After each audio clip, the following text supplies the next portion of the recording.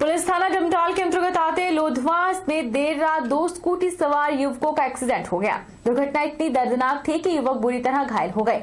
बताया जा रहा है कि दोनों युवक कंटवाल से पठानकोट की तरफ जा रहे थे कि अचानक लोधवा के पास उनकी स्कूटी अनियंत्रित होकर रोड किनारे खड़े ट्रक के पीछे जा टकराई, जिस कारण दोनों युवक गंभीर रूप से घायल हो गए।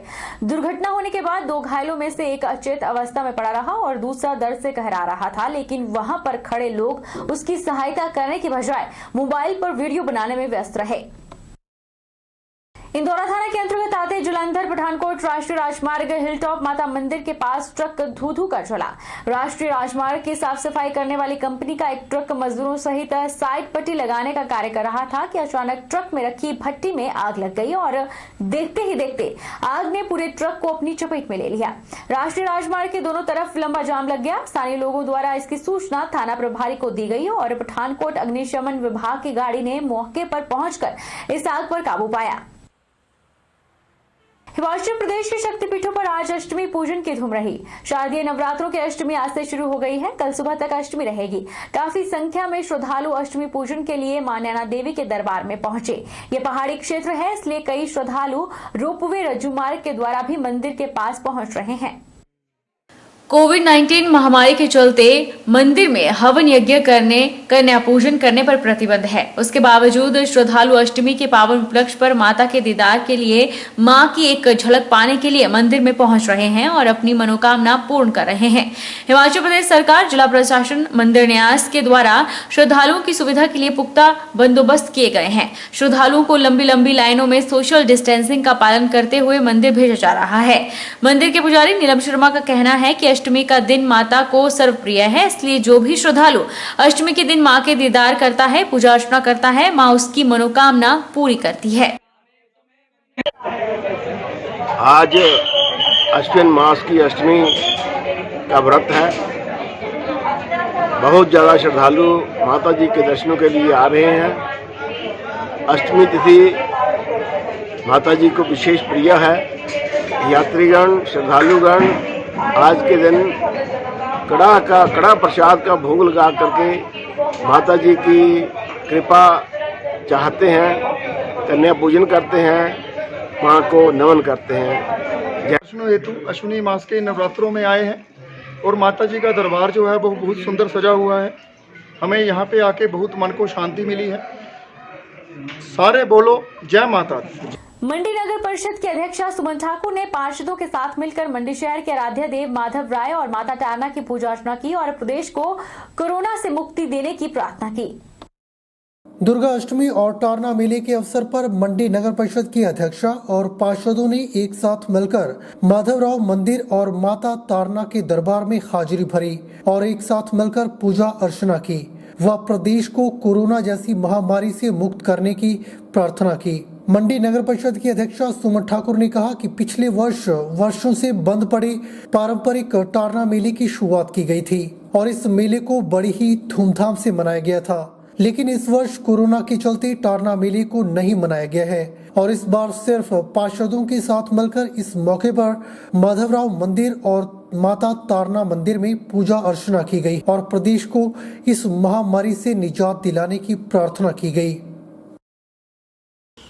एक मेले का आयोजन किया गया था, जो मेला कई वर्षों से बंद पड़ा था, लेकिन इस बार कोरोना के चलते नगर परिषद मंडी में मेले का आयोजन नहीं कर पाई। लेकिन इसी संदर्भ में आज नगर परिषद मंडी के सभी पार्षद सबसे पहले माधवराव में अपना माथा शीश नवाजा और उसके बाद माँ टारना के चरणों में अपना शीश नवाजते हुए सभी की कामना के लिए, सभी की स्वास्थ्य के लिए हम सभी ने प्रार्थना की और माँ भगवती से, माँ टारना से हम सभी यही अरदास करते हैं कि ये कोरोना महामारी जल्दी से जो है वो यहाँ से जाए और ताकि आने वाले वर्ष में हम इस मेले को बड़ी धूमधाम से नगर परिषद की तरफ से सभी मंडी की सामान्य जनता को साथ लेकर इसका आयोजन करेंगे। वहीं मंडी जिला के कोटली में आयोजित की जा रही रामलीला की चौथी संध्या में रावण दरबार, सीताहरण, श्री राम द्वारा खर और दूषण का वध और श्री राम जटायु संवाद जैसे दृश्यों का मंचन किया। वहीं श्री रामलीला कमेटी कोटली के द्वारा 14वें वर्ष में आयोजित की जा रही रामलीला की चौथी संध्या में पुलिस विभाग से सेवानिवृत्त शिव कुमार बरेड़ी ने मुख्य अतिथि के रूप में शिरकत की और दीप प्रज्वलित कर संध्या का शुभारंभ किया। वहीं चौथी संध्या में रावण दरबार, सीताहरण, श्री राम द्वारा खर और दूषण का वध व श्री राम जटायु संवाद जैसे दृश्यों का मंचन किया गया। अधिकार तो अधिकार है, तुम पर अधिकार है। क्यों भाई, क्या बात है? और जैसे भी हो सके जानकी को हर लाता हूं। कसौटी पर उम्मीदों की मुकद्दर आजमाता हूं। कपट से, द्रोह से, छल से, जैसे भी हो जाकर उसे हर लाता हूं।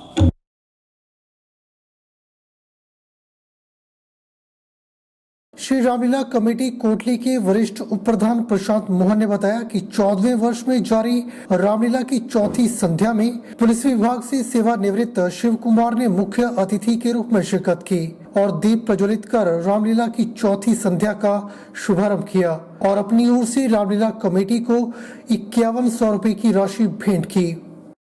14वें वर्ष के आज चौथी संध्या पर सीताहरण के दृश्य दिखाए गए, जिसमें कि रावण की बहन स्वरूपनखा घूमती फिरती जंगलों में जाती है तो उनकी मुलाकात राम और लक्ष्मण और सीता से होती है और लक्ष्मण जी स्वरूपनखा की नाक काट देते हैं।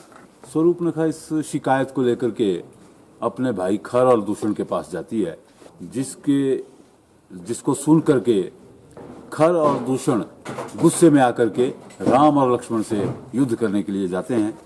उसके बाद खर और दूषण का राम लक्ष्मण के साथ बहुत भयंकर युद्ध होता है, जिसमें खर और दूषण मारे जाते हैं। वहीं मुख्य अतिथि शिव कुमार बरेड़ ने अपने अलग ही अंदाज में कमेटी के प्रयासों की सराहना की और अपने जीवन के अनुभवों को साझा किया।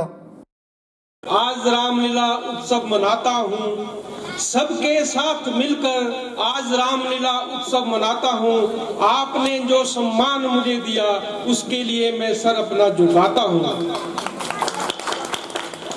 मन का कोना कोना रोशन हुआ देख आपको, आपकी खिदमत में खुशी से दीप जलाता हूँ।